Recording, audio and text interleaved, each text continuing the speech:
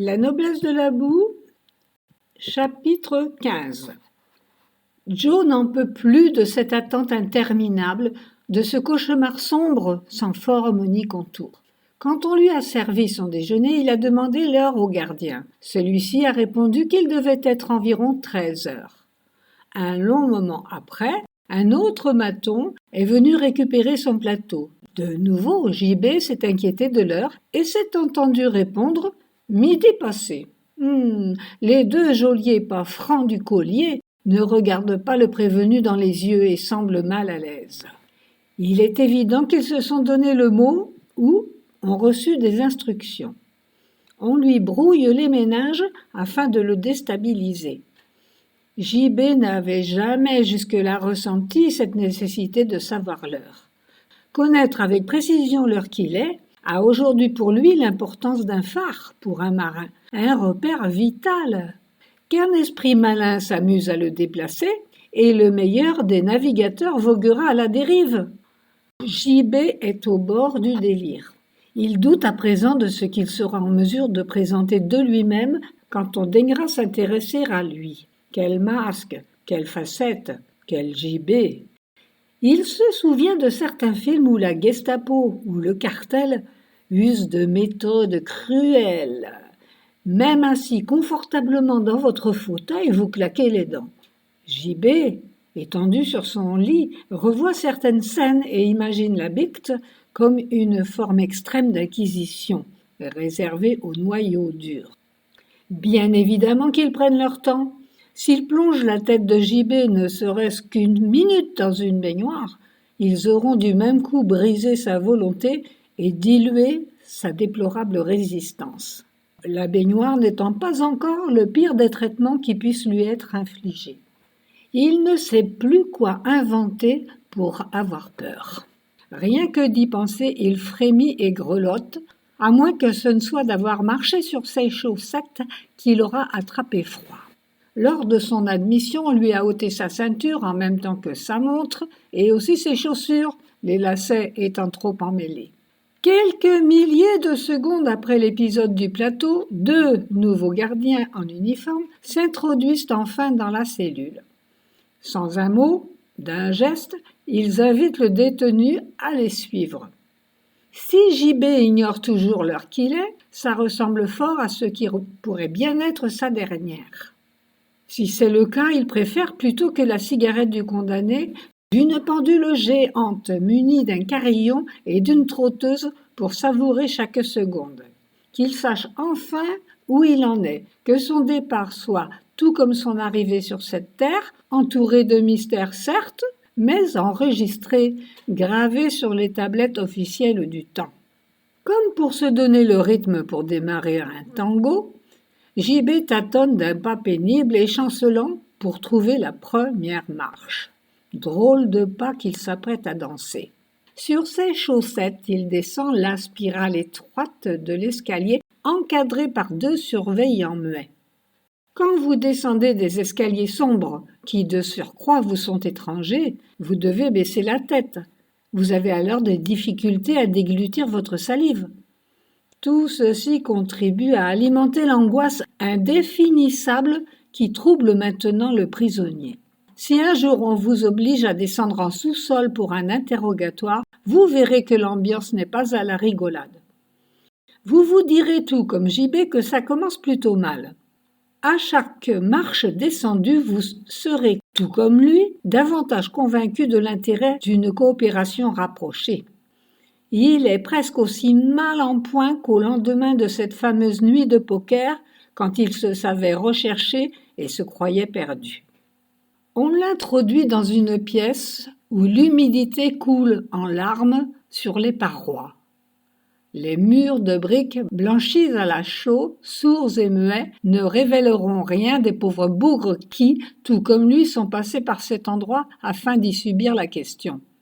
Pour tout éclairage, une ampoule se balance au bout de son fil, diffusant une lumière économe au centre de la salle, juste au-dessus d'un tabouret bas ridicule, destiné à JB.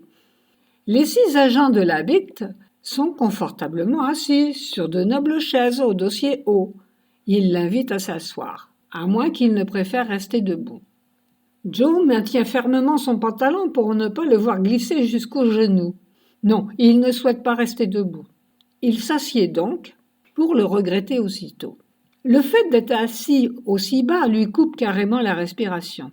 Il restera cependant dans cette position pour le moins inconfortable, replié sur lui-même, implorant secrètement un sauveur, espérant être rapidement soulagé de cet embarras. JB ne distingue pas les visages de ses interlocuteurs. Le cercle de lumière s'arrête au niveau de leurs avant-bras. Il s'en contentera. Comme s'il avait brusquement mûri et pris conscience de la gravité de la situation, Joe n'a plus du tout envie de faire le malin. Un pli sombre lui coupe à présent le front. Il est maintenant persuadé de la nécessité de dévoiler l'existence d'au moins une des statues pour ne pas se voir endosser une condamnation pour complicité de meurtre ou d'obstruction à l'enquête. Il est assis là, disposé à collaborer, bien décidé à voir élucider cette étrange affaire et comprendre son rôle. Il serait temps qu'ils se bougent les ménages, les 6 agents S-Poulet, qu'ils fassent leur travail et dénouent vite fait cette enquête dans laquelle maintenant JB se pose désormais en victime. Les questions directes ne laissent pas place à tergiversation. D'où venez-vous ? De France, Lyon, 2 impasse des Acacias. Que faites-vous en Suisse ? J'ai été envoyé pour une mission.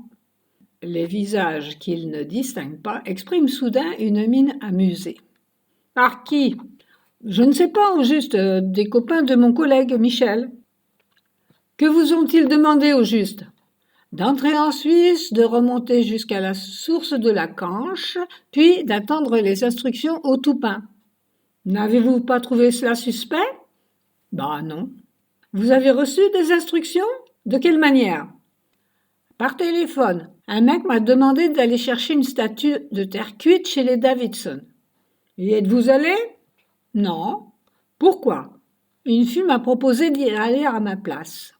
Quelle fille ? La serveuse du Toupin, je ne sais plus son nom, moi. Dominique peut-être. La connaissiez-vous ? Non. Comment expliquez-vous que nous ayons trouvé vos empreintes dans sa chambre et vos clés de voiture dessous le lit ? Joker. Quel lien aviez-vous avec le Pouffine ? Aucun. Nous avons fait connaissance le jour de la course à la verrouille. On n'en avait rien à fiche tous les deux. On s'ennuyait. Nous avons joué aux fléchettes et bu pas mal de tournées. Il était mon ami. Je ne lui aurais jamais fait de mal. Qui payait ? Moi. J'ai touché une avance pour ma mission, ce qui m'a permis de régler une dette. Avec le reste, je finançais ce voyage. J'encaisserai le solde à mon retour quand j'aurai rapporté la statue, c'est normal. Où est cette statue maintenant ? Je n'en sais rien, la fille doit l'avoir. Je crois qu'en fin de compte, elle en a rapporté 3. Il faudra qu'elle me les rende avant que je rentre en France, où j'aurai de sérieux ennuis. Dans cet élan de franchise, JB vient de dévoiler l'existence des 3 statues qu'il s'était promis de taire. Comme s'il avait réfléchi à haute voix, il panique soudain. En prononçant ces paroles, il réalise aussi brusquement qu'il ne peut rentrer chez lui sans les statues, au moins l'une d'elles. Sinon, la planète ne sera pas suffisamment vaste pour espérer échapper aux collègues de Michel. Un horrible pressentiment le traverse, transformé immédiatement en réalité authentifiée par l'une des 6 bouches de la bicte. La fille s'est volatilisée, personne ne l'a revue depuis dimanche soir, excepté vous et les agents présents à l'auberge lundi matin. Nous avons fouillé sa chambre, pas de traces de statue. Nous avons interrogé tous ceux qui la côtoyaient au travail. Il a été question de minéraux, mais personne n'a évoqué de sculpture. Êtes-vous certain qu'elle n'ait rien mentionné d'autre ? À quoi ressemble cette fille ? Accablé par cette révélation, JB secoue la tête. Il a beau bousculer ses neurones, il revoit à peine le visage de Dominique. Une fille si prompte à rendre service, il aurait dû se méfier. JB se reproche un peu tard de lui avoir fait confiance. Il était fracassé ce jour-là. Il a complètement oublié ce qui s'est passé. Il se souvient tout juste de son réveil le lundi matin. Les statues qu'elle fit apparaître de dessous de son lit, il ne les a tout de même pas rêvées. JB est maintenant pleinement conscient du nouveau guignon dans lequel il s'est fourré. Comment a-t-il pu se faire avoir par une nana, pas du tout son genre en plus, de façon aussi stupide? Il faut retrouver cette fille. Voilà ce que propose JB aux 12 avant-bras de la Bicte, sous-entendu, faites votre travail.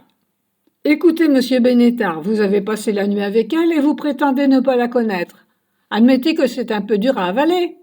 C'est la vérité. Nos services ont vérifié. Elle a quitté ce territoire, seulement nous ignorons si elle l'a fait de son gré ou sous la contrainte, ni ce qu'elle transportait avec elle. Quelles furent ses paroles exactes? Comment a-t-elle pu vous convaincre d'aller à votre place chercher les statues? À moins que ce ne soit vous qui lui ayez demandé de le faire. Non, JB ne se souvient de rien. L'air abattu, il se réfugie une nouvelle fois derrière son amnésie éthylique. Certains témoins vous ont observé au bar dimanche et ont trouvé une vague ressemblance entre vous et Christopher Davidson. Êtes-vous liés? Non, je n'ai aucune famille excepté ma mère. Je veux dire, je n'ai ni frère ni sœur. Je ne connais pas ce type. Je n'ai d'ailleurs jamais vu sa tête. Avant vendredi, je n'avais même pas entendu parler de lui, ni du Toupin, ni des statues, ni de cette fille. J'aimerais bien vous aider, mais je ne comprends rien. Vous savez que le Pouffine a été égorgé par le boucher et qu'il s'agit d'un des meilleurs tueurs professionnels en activité. Oui, c'est moche, mais je n'y suis pour rien, je n'ai fait de mal à personne. Il est de notre devoir de vous mettre en garde. Vous devez savoir qu'il n'est pas exclu que ce soit vous que le boucher visait. Quand vous quitterez nos murs, il y a de fortes chances pour que ce même tueur soit sur vos talons. Le seul espoir qu'il vous ait oublié serait qu'il ait suivi et kidnappé la barmaid. Mais il a très bien pu se faire avoir, tout comme vous, et la police locale par cette Dominique. Personne ne s'est méfié d'elle. Joe ouvre une bouche énorme sans qu'aucun bruit distinct n'en sorte. Vous êtes en danger. Acceptez-vous de répondre encore à quelques questions sous hypnose cette fois? Nous espérons que certains petits détails oubliés refassent surface. Cette proposition, au contraire, l'enchante. Pourquoi n'y ont-ils pas pensé plus tôt? JB accepte avec l'enjouement de l'aveugle à qui l'on propose de la vue.